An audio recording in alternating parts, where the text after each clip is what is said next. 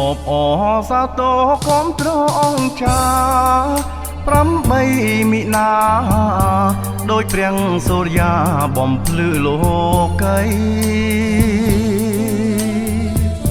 ថ្ងៃសិទ្ធនារីគ្រប់ទីជោគជ័យសូមសិទ្ធសេរីមានដល់គ្រប់ស្រីនៃមេដាលោកសូមឲ្យសិទ្ធនេះវិសេសវិង្សាដល់ភាពស្និទ្ធស្នាលសូមកុំមើលស្រាលដូចទុំពពករាល់រូបមេដាផ្ទៃស្រីពួនជ្រកបងកើតយើងមកនេះហើយជំរកលោកបានបងកើតកុំគិតត្រឹមតែសាច់ឈាមខ្លួនឯងកិនដល់ស្រីផ្សេងទូទៅល្អឆើតសូមកុំប្រមាថមិនស្អាតមិនកើត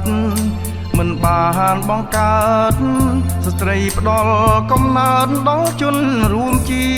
តិសូមឲ្យសិទ្ធស្រី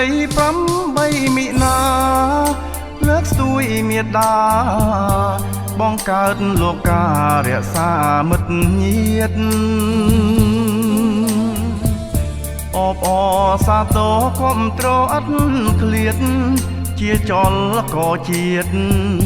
ជួយជ្រងប្រងព្រាតញាតិមិត្តបងប្អូន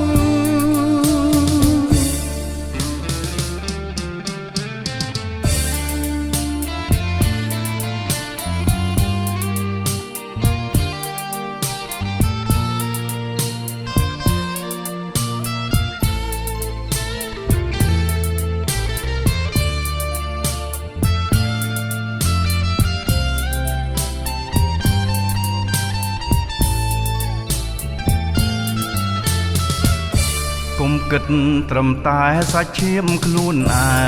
ងគិតដល់ស្រីផ្សេងទូទៅល្អឆើតសូមកុំប្រមាថមិនស្អាតមិនកើតមិនបានបង្កើតស្ត្រីផ្ដល់កំណើតដល់ជនរួមជាតិសូមឲ្យសិទ្ធស្រី8មិនាលើកស្ទួយមេដាបង្កើតលោកការរក្សាមិត្តញាតិអបអសាទរគាំទ្រអត់ឃ្លាតជាចលក៏ជាតិជួយជ្រងប្រងព្រាតញាតិមិត្តបងប្អូន